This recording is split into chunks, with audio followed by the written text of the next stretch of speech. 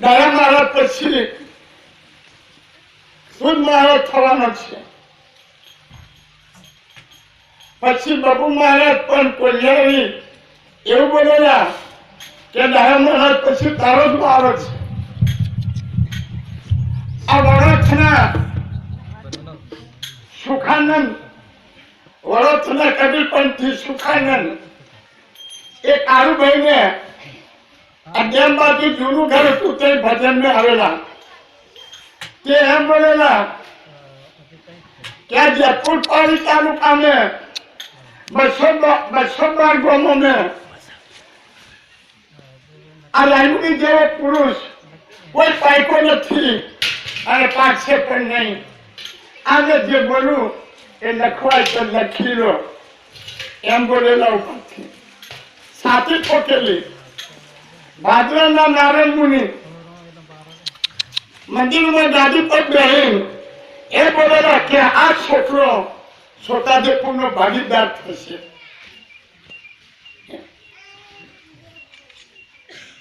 સાદલીના લલુભાઈ ડાયાભાઈ પછી તમારો જ વારો છે આવું બોલેલા પહેલેથી. ડાયા મહારાજ મને કીધેલું રાશિ તું પવન વેગી છે, તું યતી છે, તું એકલો ભજન ને પહોંચી વળે છે. અને આ પછી રાશિને ભજન કરાવશે.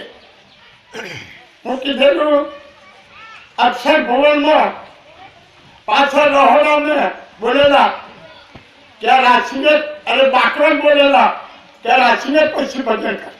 નડિયાદના નરસિંહ કવિ નરસિંહ ઠાકોર અને મણિનગરના પુરુષોત્તમ એ પણ બે જણા બોલેલા કે કોઈ ભજન કરાવેલો દેખાતો નથી, પણ આ છોકરો ભજન કરાવેલો દેખાય છે. મને પૂછ્યું તમારે એવું ના? મેં કોઈ બાર્યા? તમે બાર્યા નથી, તમે બ્રાહ્મણ છો. શું કે તમે બ્રાહ્મણ જ છો, તમે બાર્યા નથી. છેવટે ભરમ રૂપ બની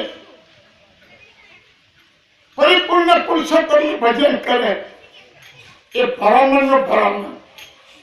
છેવટે મેં બાર્યા છું કે તેની મળી તમે બ્રાહ્મણ જ છો. પછી એમ બોલ્યા કે ભરમરૂપથી પરિપૂર્ણ પુરુષોત્તમનું ભજન કરે એ બ્રાહ્મણનો બ્રાહ્મણ છે. આવું બધા હીરાનો પાર કોઈ કરે ઝવેરી કરે.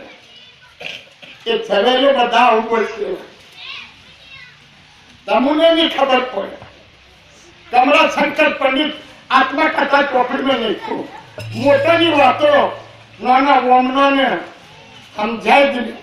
મોટાની વાતો નાના વોમનાને સમજાય જ નહીં. એટલે તમે ગમે એમ કરો પણ તમને સમજણ પડે. ભગવાનની જય. શ્રી રાય મુનિ ભગવાન વચનામૃતમાં લખે આ ભગવાન છે એવા નિશ્ચય જો તમને ઠીક જોય તો તમે કોઈ દાવત દગો દે. પણ તમે બધા દગી ગયા, ફગી ગયા એટલે તમને પુરુષોત્તમનો નિશ્ચય થયેલો નથી, પહેલેથી થયેલો નથી. નિશ્ચય થયેલો હોય તો કદી તમે ફગે નહીં દગે. એમ તમારામાં પુરુષોત્તમનો પાવર આવી જ જાય. એમ પણ પાવર નહીં આવતો.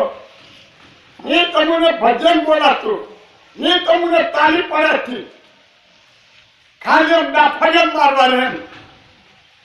આ કુંડલ વાળાને ભારું, આ બાર વાળાને ભારું, ખાલી એક આ કાળું ભાઈ ભજન બોલે. બીજા રીતે શું બોલવું નથી. ભારત એમ તાકાત જ નહીં. એટલે શું કરે? તાકાત જ નહીં. શું બોલે? આવડે નહીં આવું તો કશું બોલે.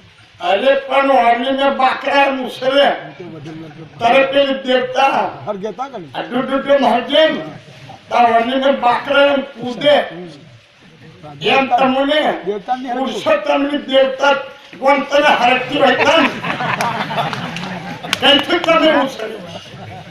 બિલકુલ તમને પારખનું મેં મુનિ મહારાજ નો નહીં. તમે બસ દોરા ધાગા મેં બધા ફસાઈ તમને સાચું જ્ઞાન છે જ નહીં. જ્ઞાની હોય તો કોઈ દાડો પાછો નહીં પડે. જ્ઞાની હોય એ કોઈ દાડો પાછો નહીં પડે. મહિમા સોનાની પાઘડી આ ભરૂચ જમી પેલું કરજણ મિયાગોન કરજણ તઈ કોઈક મિયાને ઘેર લીધેલી સોનાની પાઘડી. તે પ્રમુખ સ્વામી કીધું તું છેલ્લા રૂપિયા કેટલા મેં રૂપિયા આપી દઉં પણ મને આ પાઘડી આપ. તે મોમેડન કે તમે ઢગલો વાળજો રૂપિયાના ઢગલે ઊંટડું બે એટલા રૂપિયા દેતો આ પાઘડી ની બાલો મિયાને કેટલું ઓળખાય છે. અને તમે તો બધો પાર આઠી ફાટી થઈ ગયો. પાર તો મંજી મહારાજ નું મંદિર પાર બગાડી નાખ્યું. મંજી મહારાજ નો ક્ષેત્ર બગાડી નાખ્યો. મંજી મહારાજ નો ખાનનો ગોદડો તકલાની પાર ખરાબી કરી નાખી. ભજન મેં હું કીધું બાપુનું નામ લેજો તારી ભજન કરે તેની બલિયારી. મંજી મહારાજ નું નામ તારે એવો કોઈ પાયકો હોય તેમ. કબીર સાહેબ કીધું આ ભક્તિ તો સુરા નર નું કામ કાહેરાનું કામ જ નથી. આજે પેલો મહારાજ મનુરાજ મહારાજ ને કીધેલું આ બાજુ તારે ભજન કરાવવાનું. કોઈ ભગત થવા કે તેને ભગત કરવાનું. જો ભજન કરવા બોલાવે તો તારે જવાનું એમ કોટવા વાળો દેલો મહારાજ કીધેલું. એ મંજી મહારાજ જીવ તોડ્યો તો રીચાઈનું પછી પાર અંધારું કોઠી છે. સ્વામી ગમે પતિવ્રતા તે કોઈને કે ભાઈ પતિવ્રતા તે કોઈને કે ગોપીઓનો જેવો પ્રેમ કોઈને કે જેમ ભરતની જેવી ભક્તિ કોઈને કે આધાર હું નમાવ્યું અભ્રુ ને કઈક પાવર છે એટલે મને બોલાવ્યો. આનો ખર્ચો પણ ગોન ફાટી જાય કોઈ નથી બને નહીં. અમને આ એક ડબ્બા આ તેલ કે પ્રસાદ છે એના કેટલા રૂપિયા ઘેર શાકદાર ને પડી નાખવાનું નહીં બનતું હોય તે હું ડબ્બો આવે.